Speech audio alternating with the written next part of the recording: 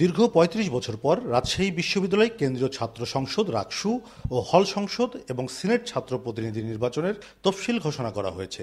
শুরুতেই তফসিল নিয়ে বিপরীতমুখী অবস্থান নিয়েছে প্রধান দুই ছাত্র সংগঠন ছাত্রদল ও ইসলামী ছাত্র শিবির। কিন্তু বর্তমানে রাজশাহী বিশ্ববিদ্যালয়ে একটি জামাতি প্রশাসন বিগত এই বর্তমানে জুলাই আগস্ট গণঅভ্যুত্থানের পর জামাতি একটা প্রশাসনের এক প্রকারের দখল হিসাবে রাজশাহী বিশ্ববিদ্যালয়ে চিহ্নিত হয়েছে। তফসিল ঘোষণাকে কেন্দ্র করে তাদের লেজরভিত্তিক সংগঠনরা বিশ্ববিদ্যালয়ে ভিসি থেকে শুরু করে রাকসুর কোষাধ্যক্ষকে জিম্মি করে তারা এই তফসিলটা ঘোষণা করা হচ্ছে। এটা বাংলাদেশ জাতীয়তাবাদী ছাত্রদলের পক্ষ থেকে এটা আমরা নিন্দা জানাই। এখানে সমস্যা আছে যে কি এখানে আমাদের মেন্টালিটির একটু সমস্যা। মেন্টালিটির সমস্যা কি যে আমার পক্ষে যদি কোনো সিদ্ধান্ত না আসে সেটাকে আমরা দায় চাপানোর একটা ইয়াতে টেন্ডেন্সিতে চলে গেছি। এখানে তাহলে ছাত্র শিবির একজন ছাত্র সংগঠন হয়ে একটা ছাত্র সংগঠনে কীভাবে ওখানে লিড করবে ওখানে বা নির্দেশনা দিতে পারে, এটা তো যে কেউ জানে। এখন এটা আছে যে ওদের মেন্টালি সমস্যা কি যে হচ্ছে ওদের বিষয়ে ওদের পক্ষে কোনো সিদ্ধান্ত না গেলে সেটা হচ্ছে ছাত্র শিবিরের সিদ্ধান্ত। বাম ছাত্র জোটের নেতারা তফসিলকে স্বাগত জানালেও ভোট কেন্দ্র নিয়ে আপত্তি জানিয়েছে। সবার জন্য সমান সুযোগ নিশ্চিত করার দাবি তাদের। রাকসুকে আমরা স্বাগত জানাই, রাকসুর তফসিলকে। তবে আমাদের এই যে বহুল আকাঙ্ক্ষিত রাকসু সেটা কোনোভাবে যাতে কারচুপির মাধ্যমে বা অন্যান্য সন্ত্রাসের মাধ্যমে নষ্ট না হয় সেটাও আমরা চাই। হলে যে ভোট কেন্দ্র স্থাপনের সিদ্ধান্ত হয়েছে সেটা আমরা বিরোধিতা করছি।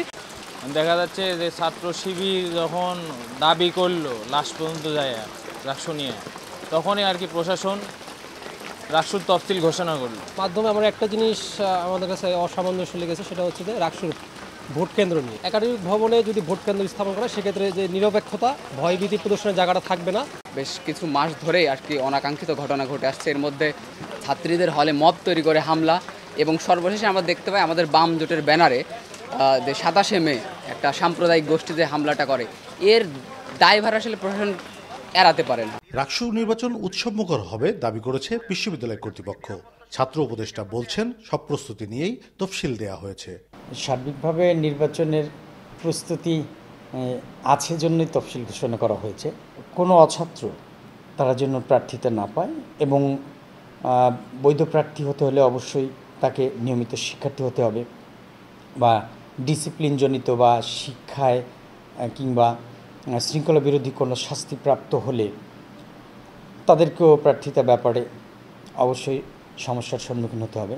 কোনো দল বা গোষ্ঠীকে বিশেষ সুযোগ দেয়া হবে না বলছেন প্রধান নির্বাচন কমিশনার। যেটা বলছে সেটা কতদূর সত্য জানি না, তবে আমরা ছাত্র সংগঠনগুলোর সঙ্গে একাধিকবার বসেছি, ছাত্র দলের সঙ্গে তো বটেই, এবং তারা নির্বাচনের ব্যাপারে পজিটিভ রয়েছে। আমি যতদূর জানি যে নির্বাচনের ব্যাপারে ছাত্র সংগঠন হিসাবে ছাত্র দলকে দূরে রাখার চেষ্টা করা হচ্ছে, এটা সম্পূর্ণ।